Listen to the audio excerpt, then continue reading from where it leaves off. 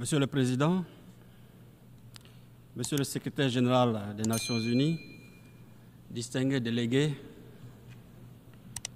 j'ai le grand privilège et l'immense honneur de vous transmettre, au nom de son Excellence le capitaine Ibrahim Traoré, président du Faso, chef de l'État, le salut fraternel et amical du vaillant peuple du Burkina Faso, qui, malgré toutes les adversités, notamment l'ignominie des agresseurs et ennemis de la paix, les manipulations et les ingérences de toute nature, a su développer une résilience pour poursuivre sa marche radieuse vers un développement économique, social, inclusif. Il me plaît également de vous traduire au nom du gouvernement et du peuple burkinabé mes chaleureuses félicitations pour votre brillante élection à la présidence de cette 79e session ordinaire. À votre prédécesseur, M. Denis Francis, j'adresse les félicitations de ma délégation pour les acquis engrangés au cours de son mandat dans un contexte international particulièrement marqué par des divergences profondes. Monsieur le Secrétaire général, le Burkina Faso apprécie à leur juste valeur les actions que le système des Nations Unies et ses partenaires, sous votre coordination, continuent de mener sur le terrain en soutien aux efforts du gouvernement.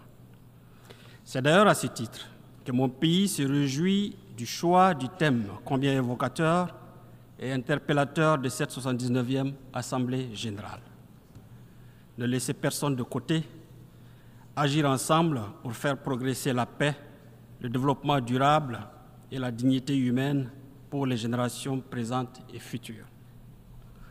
En évoquant ce thème, permettez-moi de vous traduire d'emblée les aspirations des couches sociales sahéliennes en général et du Burkina Faso en particulier.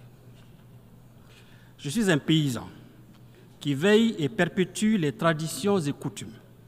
Je cultive avec ardeur ma terre qui m'a été léguée par mes ancêtres pour nourrir ma famille et assurer mon bien-être. Je veux pouvoir vivre libre, digne et fier. Je suis une femme, une mère, une digne descendante des princesses Nyenega, Gimbi Ouattara, à l'image d'autres braves femmes sahéliennes dotées d'une force de caractère à nul autre pareil. Je donnerai ma vie pour assurer la survie et l'épanouissement de mes enfants, mes frères et sœurs, mes compatriotes dans une société de paix et d'amour. Je veux pouvoir vivre libre, digne et fier. Je suis un jeune Burkinabé, cultivateur, éleveur, commerçant, fonctionnaire, artiste, artisan et étudiant. Jeune de toute région et de tous horizons, issu d'une jeunesse brave et combattante, engagé à apporter ma pierre au développement du Burkina Faso, je veux pouvoir vivre libre, digne et fier. Je suis un enfant, fille ou garçon, des villes et villages, des sites déplacés internes. Je veux pouvoir vivre libre, digne et fier. Je suis un soldat, burkinabé, nigérien, malien, un volontaire pour la défense de la patrie, époux, épouse, père, mère, fils, fille, frères et sœurs. J'ai fait le serment de défendre ma patrie au prix de ma vie, de combattre avec abnégation l'ennemi sur le champ de bataille et de protéger mes concitoyens contre tout danger. Je veux pouvoir vivre libre, digne et fier.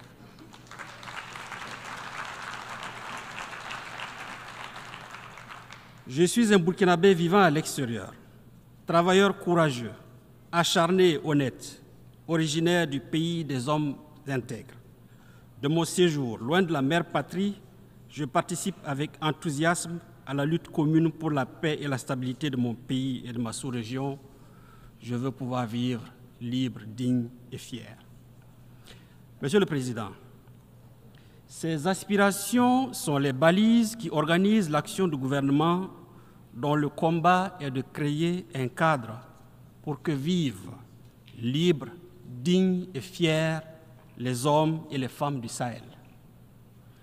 Le thème de notre session, fort apprécié pour sa pertinence, exhume en réalité une préoccupation fondamentale aussi ancienne que les Nations Unies et qui est abordée par la quasi-totalité des débats qui se sont succédés ici même. C'est dire qu'il ne s'agit plus véritablement de réfléchir sur quoi faire ou que faire. Il s'agit de donner corps et vie à nos discours à travers des actes concrets. Nous devons aller au-delà des mots pour enfin agir en faveur d'un monde plus juste, débarrassé de préjugés et de stéréotypes qui tendent à reléguer certains peuples ou certaines parties de la planète au second plan, condamnés à attendre dans les geôles de l'isolement et du mépris une aide potentielle à la merci et au gré des humeurs de puissance qui prétendent être les seuls à pouvoir indiquer la marche et le rythme imprimés aux autres.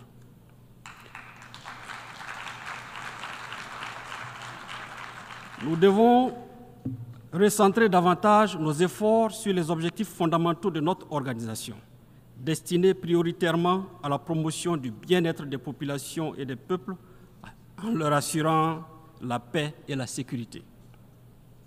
Cette urgence et cette nécessité absolue de co-construire et d'agir en faveur d'un monde plus juste trouvent toute leur pertinence dans le contexte actuel où notre monde est dominé par des crises persistantes, des conflits complexes, ainsi qu'une gouvernance économique inégalitaire qui accentue la fracture entre les États, les clivages entre les peuples, avec pour corollaire des tragédies humaines. Cette configuration désastreuse est la résultante d'un multilatéralisme à la croisée des chemins, un multilatéralisme essoufflé, dont la réputation a maintes fois été écornée par les actions partisanes et prédatrices de certains États membres qui se sont érigés en maîtres du monde et qui ont fait de la soumission et de l'exploitation d'autres États la ligne directrice de leur politique extérieure. Il faut s'en inquiéter à juste titre, car il y va de l'harmonie et de la cohésion de notre monde. C'est pourquoi le Burkina Faso saisit cette tribune pour en appeler encore à la raison, à la sagesse de tous, notamment les puissances de notre planète, afin que soit privilégiée une gouvernance mondiale inclusive, débarrassée des visions hégémoniques. C'est à ce prix que nous rendrons à l'ONU toutes ces lettres de noblesse. Monsieur le Président, restaurer l'intégrité du territoire en veillant à la sécurité des populations et de leurs biens, refonder la gouvernance politique, administrative, économique et financière afin qu'elle porte et incarne les aspirations à un mieux-être des Burkinabés, conduire des réformes et des actions de développement qui induiront une prospérité partagée et un progrès économique et social durable sont autant de chantiers entamés sous le leadership et la clairvoyance de son Excellence le capitaine Ibrahim Traoré, président du Faso, chef de l'État.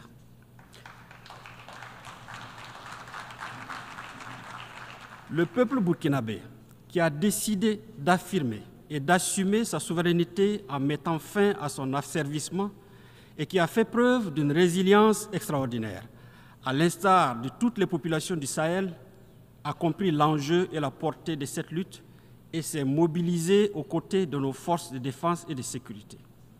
Avec ce soutien indéfectible, grâce au patriotisme, à l'ingéniosité, à la bravoure et à l'esprit de sacrifice de ses fils et filles, le Burkina Faso enregistre des succès jadis inespérés, ainsi que des résultats fort appréciables dans la lutte acharnée contre les terroristes instrumentalisés, téléguidés et financés par des puissances néocolonialistes. C'est le lieu de rendre un hommage appuyé à toutes ces personnes, civiles, militaires, tombées sur le champ de bataille et dont je salue la mémoire avec déférence. Monsieur le Président, au prix de réformes stratégiques et visionnaires marquées entre autres par l'augmentation des capacités opérationnelles des troupes, la réorganisation de nos forces combattantes sur le terrain, nous avons démultiplié nos moyens d'action, avec comme effet salvateur une reprise totale en main de la reconquête des zones infestées par ces criminels et leurs alliés. De manière concrète, près de 70% du territoire est désormais sous le contrôle de l'État, contre 40% en 2022. Cela a permis la réinstallation des populations déplacées et la réouverture des écoles. Ainsi, en moins de 2 ans, les actions de reconquête ont permis à plus de 700 000 personnes de regagner leur village et à près de 1500 écoles de rouvrir leurs salles de classe, offrant la chance et le bonheur tant espéré par des milliers d'élèves de reprendre le chemin de l'école et de poursuivre leur cursus scolaire. Ces résultats qui forcent l'admiration et suscitent beaucoup d'espoir ont été possibles grâce à l'action des forces de défense et de sécurité, l'engagement patriotique des volontaires pour la défense de la patrie et le soutien ferme des populations, ainsi que de la diaspora burkinabé dans un formidable élan de solidarité. Cette mobilisation patriotique de toutes les composantes de notre peuple a permis la collecte de la somme de plus de 165 millions de dollars pour la seule année 2023, un chiffre qui a largement dépassé les prévisions initiales. C'est dire toute la détermination du peuple burkinabé à financer et à s'engager aux côtés des forces de défense et de sécurité dans la lutte noble contre les terroristes et leurs alliés. Monsieur le Président, au moment même où nous engrangeons des succès dans notre offensive victorieuse contre les forces obscurantistes, des officines à la réputation et à l'intégrité douteuse se sont curieusement engagées dans une vaste et virulente campagne de dénigrement et de stigmatisation contre nos forces combattantes qu'elles accusent de violer les droits humains sans avoir la moindre preuve à produire. Ces propagandes orchestrées visent en réalité à démoraliser les patriotes burkinabés et à saborder leur combat légitime parce que tout simplement, ces adeptes du chaos n'ont pas encore compris la dynamique en marche au Sahel, c'est-à-dire notre volonté de nous affranchir de toute tutelle et de tout paternalisme. Mon pays voudrait saisir l'opportunité de cette tribune pour traduire avec déférence son infinie gratitude à tous ses pays amis et ses partenaires sincères qui soutiennent sa cause et l'accompagnent dans la consolidation de sa marche radieuse vers un développement économique et social inclusif. Je voudrais donc inviter les États membres de l'ONU à n'accorder aucun crédit à toutes ces agitations médiatiques qui, de toute évidence, traduisent dans le fond la détresse des terroristes en déroute et de leurs sponsors. Je tiens également à les rassurer du professionnalisme et de la renommée de nos forces de défense et de sécurité, démontrées à travers leur participation aux opérations de maintien de paix et maintes fois reconnues ici même. La formation systématique et les évaluations permanentes des forces de défense et de sécurité et des VDP en droit international humanitaire garantissent au quotidien cette rigueur professionnelle en matière de respect des droits humains. Monsieur le Président, dans la mesure où l'unanimité est faite sur la nécessité de combattre le terrorisme international, mon pays s'inquiète du soutien accordé par des entités étatiques au terrorisme. Ces parrainages que nous n'avons eu de cesse de dénoncer et que d'autres considéraient comme une simple vue de l'esprit ont été récemment portés à la face du monde par une attitude paradoxale de l'Ukraine, un État membre de notre organisation. En effet, en affirmant sans équivoque son implication dans les attaques terroristes qui ont causé la mort d'éléments de forces de défense et de sécurité maliennes à Tinzaouaten, au Mali en juillet dernier, et en avouant son soutien au terrorisme international, particulièrement au Sahel, ce pays a donné un aperçu des activités subversives qu'il mène au Sahel, à l'instar d'autres États actifs dans les coulisses de la trahison.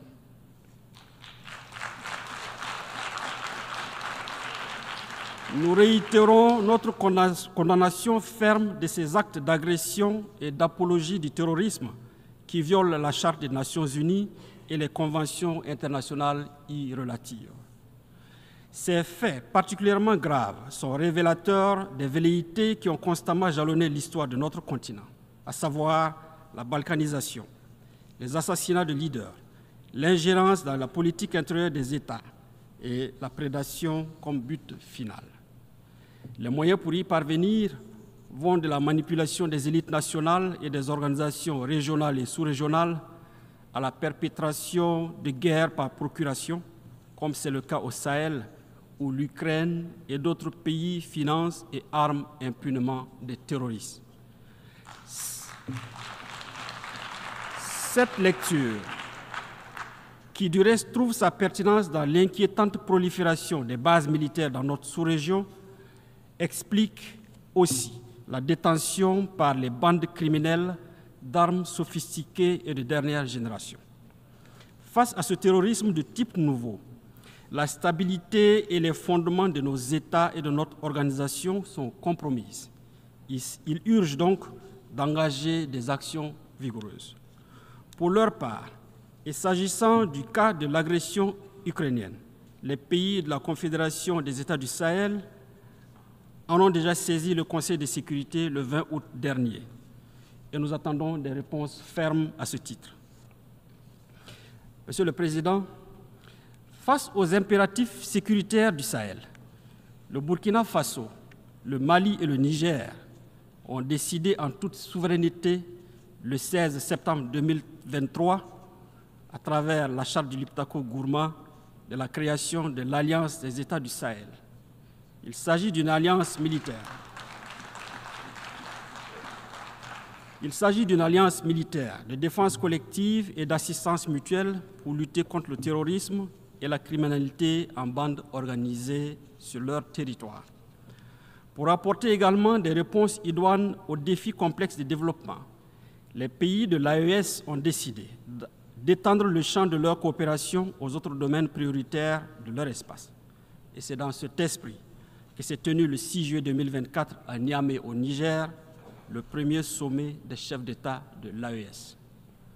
À l'issue de ce sommet historique, leurs Excellences, le capitaine Ibrahim Traoré, président du Faso, chef de l'État, le colonel Assimi Goïta, président de la transition, chef de l'État du Mali, et le général de brigade Abdraman Tiani, président du Conseil national pour la sauvegarde de la patrie, chef de l'État du Niger, ont adopté le traité portant création de la Confédération des États du Sahel.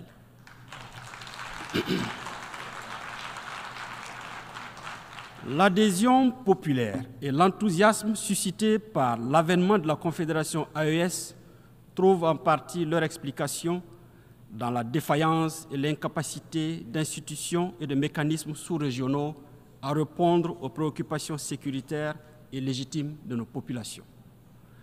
Cette action salvatrice et salutaire vise prioritairement à protéger les populations du Sahel déjà éprouvées par la crise sécuritaire et humanitaire et contre lesquelles des mesures assassines délibérées ont été prises pour exacerber davantage leurs souffrances. Monsieur le Président, alors que cette présente session nous appelle à ne laisser personne de côté, l'actualité internationale reste encore, hélas, marquée par des tensions de plus en plus vives qui menacent sérieusement la paix et la sécurité sous le regard impuissant de l'ONU. Le Burkina Faso appelle à toujours privilégier la voie de la diplomatie pour résoudre pacifiquement ces différends. Nous demeurons convaincus qu'en faisant prévaloir l'esprit de la Charte des Nations Unies, nous parviendrons à éteindre les foyers de tension, quelle que soit leur ampleur et où qu'ils se produisent, en Afrique, en Europe, au Moyen-Orient, en Asie ou en Amérique. Dans cet esprit, dans l'esprit de la Charte des Nations Unies, le Burkina Faso réitère son soutien au processus politique en cours au Sahara occidental, mené sous les auspices du secrétaire général des Nations Unies, en vue de parvenir à une solution politique mutuellement acceptable et négociée telle que recommandée par les résolutions pertinentes du Conseil des Nations Unies. Au Moyen-Orient, le Burkina Faso réaffirme sa solidarité aux populations palestiniennes qui vivent un drame sans précédent. La solution à 2 États, Israël et Palestine, vivant en paix et en bon voisinage, demeure l'alternative objective que le Burkina Faso continue de soutenir. Notre acceptation de la Palestine comme État membre de l'Organisation des Nations Unies s'inscrit dans cette logique. Monsieur le Président, source de souffrance indicible pour les populations les plus vulnérables, les mesures coercitives unilatérales imposées aux États sont à proscrire si nous voulons donner un contenu réel et objectif à l'objet de la présente session. C'est pourquoi nous appelons à la levée immédiate des sanctions économiques, commerciales et financières imposées à certains États qui n'ont pour seul tort que la recherche de la liberté pour leur peuple. C'est le cas de Cuba. C'est aussi le cas de la République bolivarienne du Venezuela, du Nicaragua, de l'Iran et bien d'autres pays. Sur le chapitre des questions de développement, le Burkina tient à rappeler que, quelle que soit leur pertinence, les engagements en faveur du développement pris ici aux Nations Unies n'auront aucune chance de succès sans la bonne foi et l'implication de tous.